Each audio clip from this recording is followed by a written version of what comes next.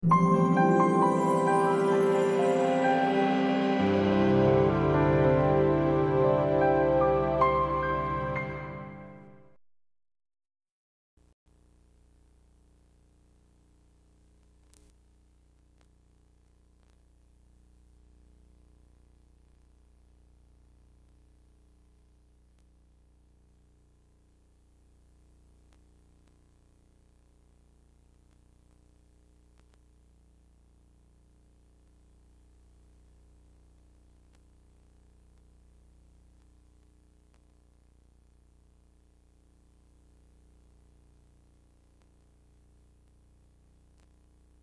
of 7. Number 1, it's Carl again over the Turbulent Air Incorporated of Beaver, Ohio. Dave Hawk driving. 2 is the Maestro, owned by Carol Gamble of Bradford, Ohio, for Del S. Miller. 3 by Sia, owned by Arnold Johnston of Delaware, for Ron Steck. The 4 Lord Tinsel of a Frenchie Fuller of Ostrander, Ohio. Anthony Fuller drives. 5 New York Flash, shown by Greg Trent and William Stevens of Greenville, handled by Sam Chip Noble. The 6 Brett's Burner, owned by Mike Croucher of Monroe, Michigan, for Aaron Merriman. 7 Funtime Go-Getter, owned by FTF Inc. of Columbus, Ohio. Drivers change Mike Wilder. Wilder drives the 7. Win Play Show perfected. Trifecta wagering, 7 minutes until post time. Your attention, please. Rich Romano, please report to the TV truck immediately. Rich Romano to the truck immediately. Thank you. And we're looking now at number 7, Funtime Go-Getter, the back class veteran of the racing wars here in Ohio. And this horse was a war horse in his day. He was very tough as a colt. Mike Wilder picks up the mount for trainer Ron Potter. A good to see you 8-year-old, a little bit long in the tooth, but still a factor with this group. Yeah, post position a problem here. He's drawn terribly now, 5-6 starts in a row, so certainly not lucky in that aspect. Has the back class advantage over all of these, but I don't know if it's enough to get him home for the win. Now, your director of racing, Greg Keitel, comes up with some pretty strange conditions at times, and I look back on this horse's lines. I see a race for 7-year-olds and up at 3/4 of a mile that Funtime Go-Getter was in. Yeah, that was on the Battle of Lake Erie undercard. That was they went after the world record for 3/4 of a mile in there, and actually that 1:23.4 is the world record for 3/4 on a half-mile track. For that distance of a race. Obviously, you see 3/4 going sometimes faster than that in a mile race, but that was kind of a strange event for the older horses. Well, you guys at Northfield to do anything for a little ink, won't you? Yeah, that pretty much sums it up. Number 1, little cash and a little ink. It's Carl again. Well, it's Hawk again driving this one, and Dave drove 2 back at Scioto, and this horse paced in 56-4, finishing 2nd. But the problem is he's about a $3,000 claimer, and class-wise just doesn't match up with some of these on paper. Yeah, I've seen this horse race at Northfield a number of times, and it hasn't exactly knocked my socks off. And really moving up in class to face the likes of the 6 and 7, among others in here. So despite the fact he has Hawk and the rail, which are 2 things in his corner, I don't like the chances of it's Carl again. But he is getting some play here at odds of 5-1. And that's probably the Hawk factor, as Dave always does well at Delaware and has had a great meet so far. And from the inside post, he can probably draft along there, and certainly a threat as far as the gimmicks go. I like his trainer's name, Carl Harness. Carl Harness. Perfect for this sport. Now we're looking at Aaron Merriman and the 6-horse Brett's Burner, who comes from Raceway Park. And you made a good point earlier. You said a $10,000 claimer at Raceway Park is a tough race. That's basically, I would guess, the upper end of their claiming scale. Yeah, that's not too far below the open, so he's faced some good company. And Aaron Merriman, as you can see, virtually the same colors as his dad, Lanny, if not exactly the same. And really has been getting some good run as a catch driver at Toledo, and I think Aaron's only about 23 or 24, but he's won quite a number of races this season. 5 minutes until post time for the 5th race. For more insight on who might win and who might not, let's check in with Trish. Thank you, Sam. Well, you never know who we find strolling around at Delaware County Fairgrounds. In fact, joining me now is Joe Rickey, and he is the voice, you might say, of Pompano Park. He's their racetrack announcer down in Florida. And Joe, I understand this is your first trip to Delaware, Ohio, so what are your impressions? Trish, I've been in the business for 40 years. It is my first trip here, and this is the way harness racing should be. Have a lot of enthusiasm, some great racing, great drivers. Everything is here in Delaware this week. Well, we're all here to take in the color and the flavor, but we're always pointing towards the jug and looking at the eligibles and who makes it there. Early in the year, who would you have predicted to make it to the jug? A number of horses. I think it was a wide open field of 3-year-olds at the beginning of the season. I think Gallo Blue Chip in his accomplishments has definitely distinguished himself as the horse to beat. He's won 2 $1 million races already this year, the North America Cup, also the Meadowlands Pace. And I think going in, he's the one to beat. Well, many of the people are familiar with your voice, if not your face. However, Pompano does have a little handicapping program as well. And how do you rate yourself as a handicapper? Well, I guess you would have to talk to the people that bet the horses that I handicap, but I take a lot of time doing it. I enjoy it, and I've been doing it a long time, and the more you do it, the better you get. A lot of people come to the races, and perhaps they're not familiar with betting, and they decide that they're going to take a stab at it. What kind of handicapping advice would you give the novice? Well, the first thing I always tell them in handicapping seminars is that horses aren't machines and drivers aren't robots. Go to the front of the program, look at your top drivers, look at your top trainers, find the horses they have in that night, and only go to the racetrack at what you can afford to lose. Go to have a good time. It's a night of entertainment, and that's the way it should be looked at. If you go with that idea in mind, I think you'll have a great time no matter what racetrack you go to. Well, I think so, too. I second that. You're here at the half mile, and does that change things a lot as a handicapper? Oh, definitely. Speed is imperative here. Where it is in the business right now on almost any size track, but especially on a half-mile track. Positioning early in the race is very key, and racetracks with passing lanes has a little bit of a difference, but you got to be close to the front. You got to be in it to win it, and it definitely is prevalent on a half-mile track. Joe, even as a fan and an announcer, you come to have maybe heroes that you have in the harness racing sport. What are yours, or who are your heroes? Well, John Campbell, I've been in the business for 40 years. As I said, Hervé Fillon in his era, I think was the best driver. He could handle all size tracks. Right now, John Campbell in the last few years, last 10 years, has come to the forefront. And I think the best, Michel Lachance, of course, Luc Ouellette, but the best driver I don't think we see a lot of is in the OJC, Chris Cristoforo. He's a very sharp reinsman. Well, harness racing down in Pompano has a pretty strong driving colony itself, and things are very competitive down there. I know that Pompano Park is taking a little break away from racing. When do they start back up? Trish will open again on Friday night, October 6th. We'll race weekends, October 6th and 7th for the first 3 weeks of October. We'll go to 3 nights, and just before Christmas, you go to a full 4-night schedule, Monday, Wednesday, Friday, and Saturday at 7:35. Well, that little break in the action allowed you to come here to Delaware, Ohio. I certainly hope you enjoy it very much. And so your choice for the jug is Gallo Blue Chip? Gallo Blue Chip, Mark Ford. I think they get the job done today. Well, you heard it from Joe Rickey from Pompano Park. Good luck, Joe. Thank you, Trish. And back over to the infield. Well, Dave, Joe Rickey is the kind of guy that always looks like he's having a good time, whether he's working or not, and he's a guy that loves the sport of harness racing. And he came to the Meadowlands, and we had a chance to shoot the breeze a bit this spring. And he's a heck of a guy and has a heck of a lot of fun with his job at Pompano Park. A very good race caller at that. Nice time to get a break. The only problem, you know what his problem is? What's that? He's a Yankees fan. Oh boy, that is a problem. Big time Yankees fan. That's a serious problem for the Tribe fan and me.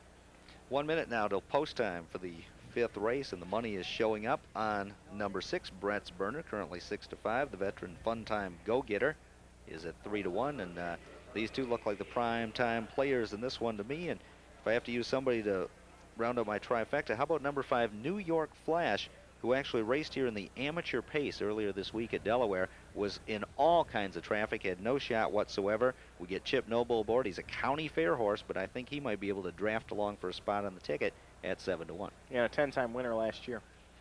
They're at the post for the 5th. Gate is moving.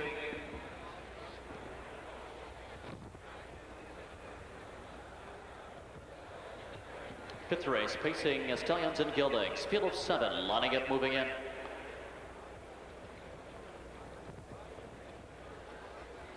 They're at the stretch. Here they come.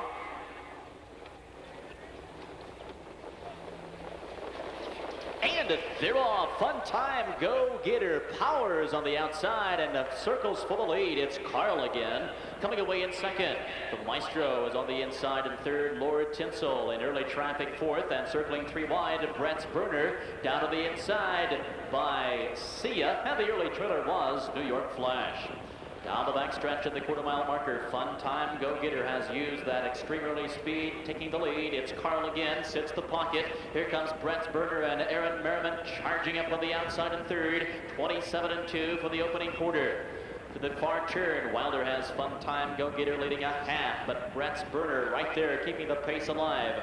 It's Carl again behind the battling two in third. 2 lengths in fourth is the Maestro. Next in 5 by Sia, followed by New York Flash, and now the trailer is Lord Tinsel. Coming to the half with Fun Time Go-Getter and Brett's Berner on the outside. Stride for stride as they hit the half and 57 flats. It's Carl again, still waiting on the inside, unhurried in third. The Maestro follows suit in fourth. Then it's by Sia, racing in fifth. New York Flash and Lord Tinsel. Off the turn to the back stretch and 3/4. Fun Time Go-Getter has led nearly every step of the way. Brett's Berner has been out every step. Here comes New York Flash, and New York Flash circling from 6th is now 2nd, now taking the lead.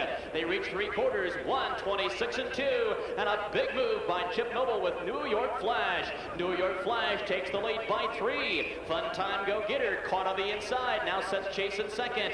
Brett's Berner is still there in 3rd, and the Maestro is underway from 4th. It's Carl again, a lock to the inside 5. As they turn for home, it's New York Flash. New York Flash by 4. Fun Time Go-Getter now battling for the 2nd spot as the Maestro comes strong. But it's New York Flash to win it. Very tight for place with the Maestro and Fun Time Go-Getter.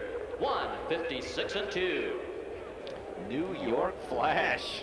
Wow, he just kind of flashed by him there. A little bit of a cutthroat pace duel up there with Fun Time Go-Getter and Brett's Berner. Those two locked up past the quarter, and Wilder wasn't going to let Brett's Berner go, and Brett's Berner went enough to run Wilder into the ground, and Chip Noble sits back and bides his time, wheels out New York Flash past the 5/8, and boom, he was gone. And the 8-year-old shaves nearly 2 seconds off his lifetime mark with that 1:56-2 win. This horse knows how to win. Look at last year, 44 starts, 10 wins, 10 places. Not as impressive thus far in the year 2000, but a big move today, coming just 3 days after he raced here at Delaware in the amateur driving event, as you were talking about. But Chip Noble's no amateur, and he won this one quite comfortably with New York Flash.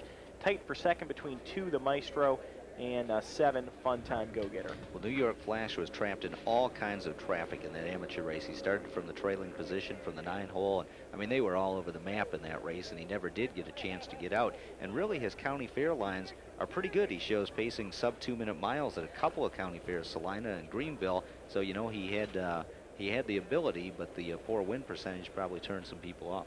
Yeah, and it was my 2nd pick actually, but man, came up with a huge move when he needed it. In the winner's circle, the unofficial winner of the 5th, number 5, New York Flash. New York Flash in his 2nd start here at Delaware this week, winning his 4th of the season. An 8-year-old son of Ben-Hur Hanover on a miss New York City by taillight, co-owned by Greg Trent and William Stevens of Greenville, Ohio. Tim Arliss trains and well driven here by Chip Noble. New York Flash, home winner in 1:56-2/5. Rack up another win for the Blackjack. Chip Noble had his personalized red Blackjack hooked to a New York Flash here. And finishing 2nd was number 2, the Maestro, over the pace setter, number 7, Fun Time Go-Getter, who winds up 3rd. And tough trip for Brett's Berner, got away 4th, kind of left, not like a full-out blast, but enough to get himself parked, and then he ended up 1st over the whole way around. So tough first-time voyage for Aaron Merriman, but better days to come for both Brett's Berner and him, I would think. Well, Brett's Berner doesn't show that much early speed. He likes to duck and then come past the quarter. Well, he came, but nobody lets you go here at Delaware. No. Very often, anyhow. Got a nice little tour of the oval there. And, of course, coming up after the prices here in the 5th, Sam, we're going to have to go back to the opening race on the 2nd card. So we're actually going to go back to race 1 shortly after that.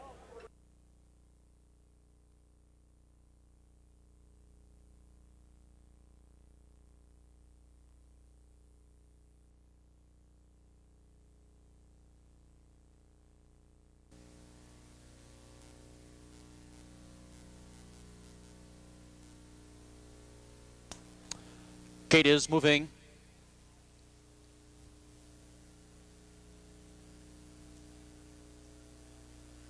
Fifth race, pacing Stallions and Geldings. Field of 7, lining up, moving in.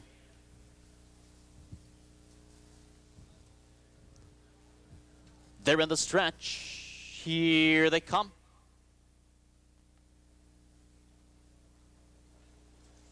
And they're off. Fun Time Go Getter powers on the outside and circles for the lead. It's Carl again coming away in second. The Maestro is on the inside in third. Lord Tinsel in early traffic fourth, and circling 3 wide, Brett's Burner down to the inside by Sia, and the early trailer was New York Flash. Down the back stretch of the quarter-mile marker, Fun Time Go Getter has used that extreme early speed, taking the lead. It's Carl again, sits the pocket. Here comes Brett's Burner and Aaron Merriman charging up on the outside in third. 27-2 for the opening quarter. To the far turn, Wilder has Fun Time Go Getter leading a half, but Brett's Burner right there keeping the pace alive.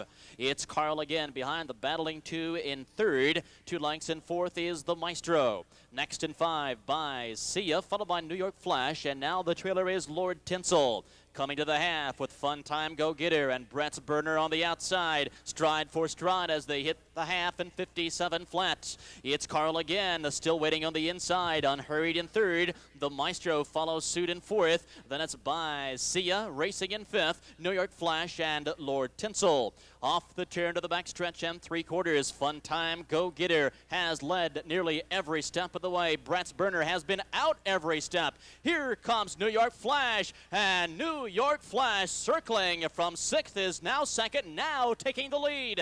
They reach 3/4, 1:26-2, and a big move by Chip Noble with New York Flash. New York Flash takes the lead by 3. Fun Time Go Getter caught on the inside, now sets chase in second. Brett's Burner is still there in third, and the Maestro is underway from 4th. It's Carl again, locked to the inside 5. As they turn for home, it's New York Flash. New York Flash by 4. Fun Time Go Getter now battling for the second spot as the Maestro comes strong. But it's New York Flash to win it. Very tight for place with the Maestro and Fun Time Go Getter.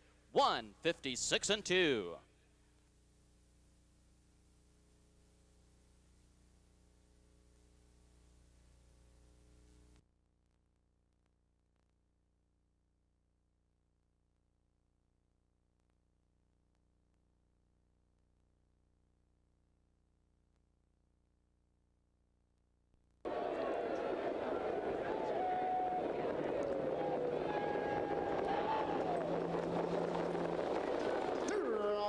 And it's Powerful Toy.